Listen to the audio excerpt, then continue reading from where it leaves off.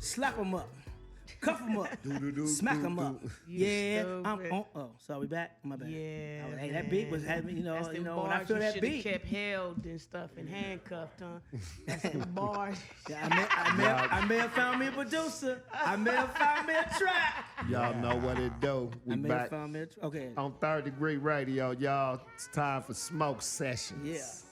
And this Smoke Sessions, it's a special Smoke Sessions because it's brought to you by Proby's Tax Service at 3870 Crenshaw Boulevard, Suite 226 in Los Angeles, California, 90008.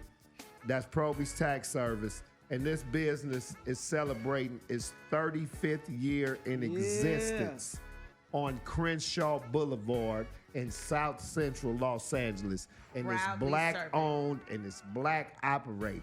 So, you hear me? I mean, man, you don't get no better than that. So shout out to Proby's Tax Service. That's 3870 Crenshaw Boulevard, Suite 226. Make sure if y'all taxes ain't together, or y'all need to get something right with the government.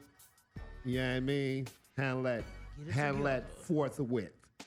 And check this out, y'all. They got a Coachella weed dispensary fight going on, and it highlights the lax monitoring of laws encouraging minority ownership. Speak on it. Now, jobs in the cannabis industry meet the workforce. As more states embrace legal cannabis, the number of people working in the legal weed business is growing rapidly.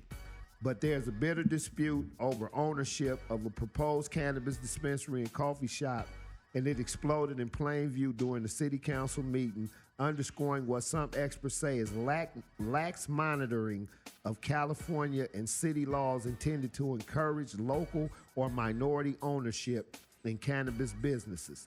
The Coachella City Council was set to vote this week on a conditional use permit for the Roots Cafe and Dispensary, a 4,080 square feet cannabis shop with an adjacent coffee house. But after getting an earful from one of the operating partners, the council for now has put off its decision.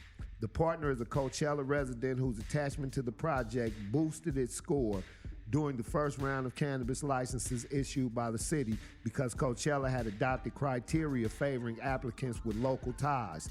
Rosala Chuck Avila, a 31-year-old father of two who operates a car window tinting business out of his home in Coachella, told council members that he had been excited to join Roots as a partner, but now feels he was misled by the company's founder, Irvine attorney John Scott Russo.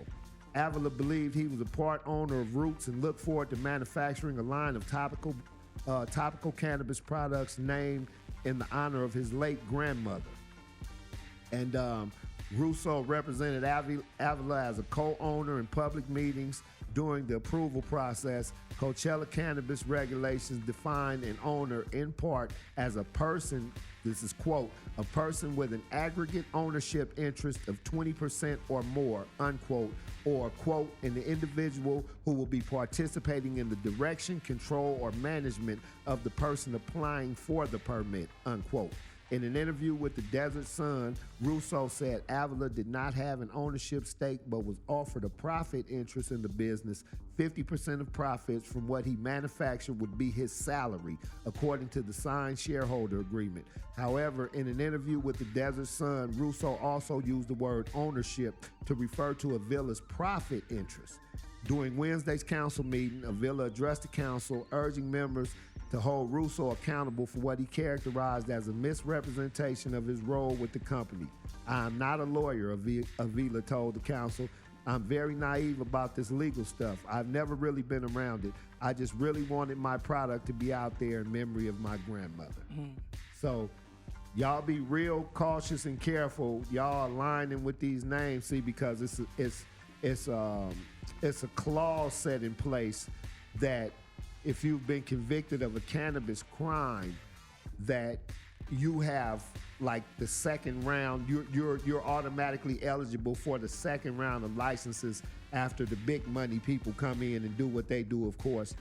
And there are a lot of different people who are trying to align with people who have this, who have the ability to capitalize off this clause. Right. And so you'll probably get somebody to say, hey, why don't you partner up with me and let's do this and do that, because you're able to be licensed probably before they'll be able to get in line. And then, you know, as always, in business, you have to dot the I's and cross the T's, or they will take the business right from under your black ass. Yep, and your investment is gone. Yeah, and it will be Investment in time. Nothing you can do. Yeah, so before you start throwing money into somebody, research them thoroughly. And have them vetted before you spend your money. And research what will be your position. Clarify that. Distinctly what your position is, and have it in writing. How does your revenue stream? You know what I mean? Yeah. So definitely want to know that. Just be aware of that, y'all. You know what I'm saying? It's some trickeration going on out there, and you know they trying to discourage minority ownership in this $1 billion business right here. But don't be discouraged. Put in your permits. You know, file your your applications for licenses and things like that. You know what I mean? And just stay the course, man, because the person that stays down usually wins in the long run. Yeah, be patient. Yeah. And that's Smoke Sessions, y'all, on Third Degree Radio. On Dash. Dig it, Native Rhymes channel. You got something for us, some new music, Yak? You want us to come back with some new music? Yeah, we can come back, or you wanna? I'm with whatever. What you want to do, Sal? You want to bang? You got something hard to bang before Yak come in, or you over there bullshit? I got some new music for you. Set it off, son. Get set off every day. DJ CZ. With DJ Sam. Spin that shit, Yeah.